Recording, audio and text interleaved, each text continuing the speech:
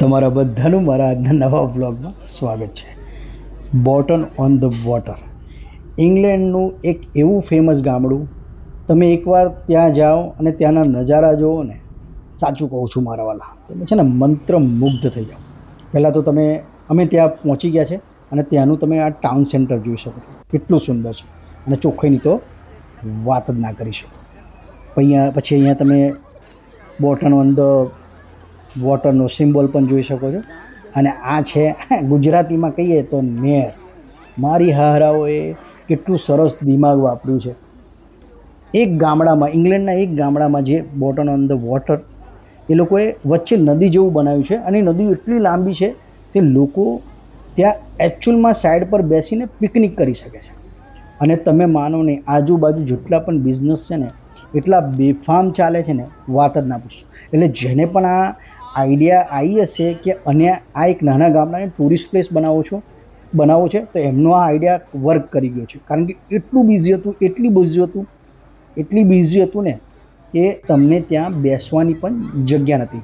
તમે જ્યારે બોટન on the water ના વિલેજમાં જાઓ છો ને, ત્યારે તમે સાઈડ પર બેસીને પિકનિક કરી શકો છો, ખાઈ પણ શકો છો. હા, ત્યાં તમારે ગંદકી કરવાની નથી હોતી અને સાથે સાથે તમે પાણીમાં રમી પણ શકો છો.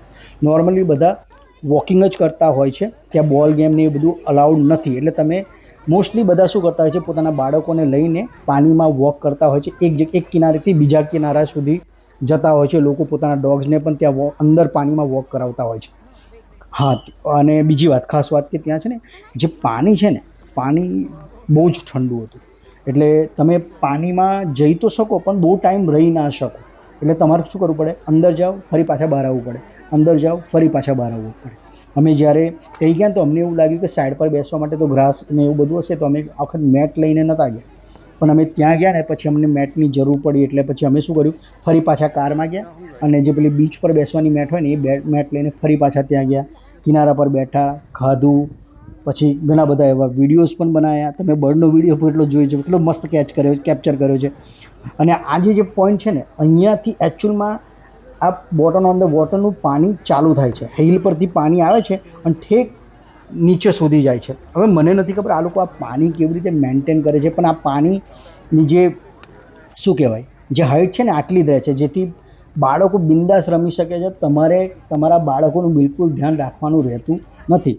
બાળકો એમની માટે જે કરવું એ અંદર કરી શકે છે અને મજા માણી શકે છે. મારી ડોટરને પણ મેં કીધું કે ચાલ પાણીમાં, પણ એને પાણી બહુ ઠંડુ લાગ્યું એટલે એને શું કર્યું, સેફ સાઈડ ખોરી અને મને કહે, ડેડી તમે મને અહીંથી એક જગ્યાએથી બીજી જગ્યાએ લઈ જાઓ. તો આપણે ખજૂર કોપરા કરાવી લીધા. અને સૌથી અગત્યની વાત, તમે જે બોટમ ઓન ધ વોટર જે વિલેજ છે ઇંગ્લેન્ડનું, ત્યાં તમે જાઓ છો ને ત્યાં તમારે પાર્કિંગની બિલકુલ ચિંતા કરવાની હોતી નથી.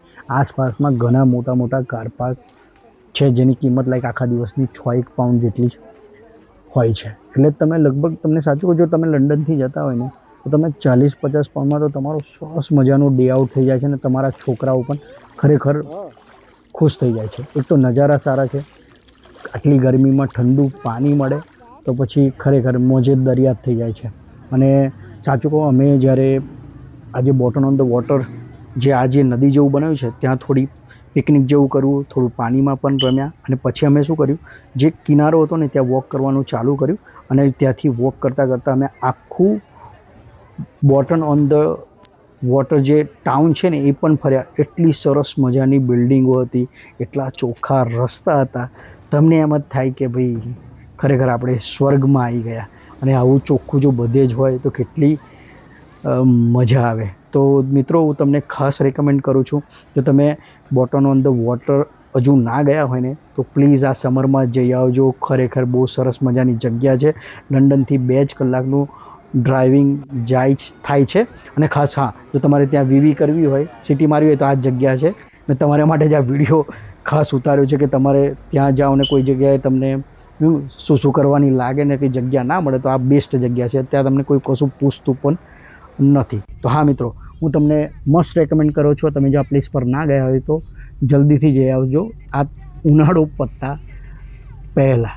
ચાલો ત્યારે આજનો વિડીયો હું અહીંયા જ પૂરો કરું છું. આપણે જલ્દીથી નવા વિડીયોમાં મળીશું. જય શ્રી કૃષ્ણ.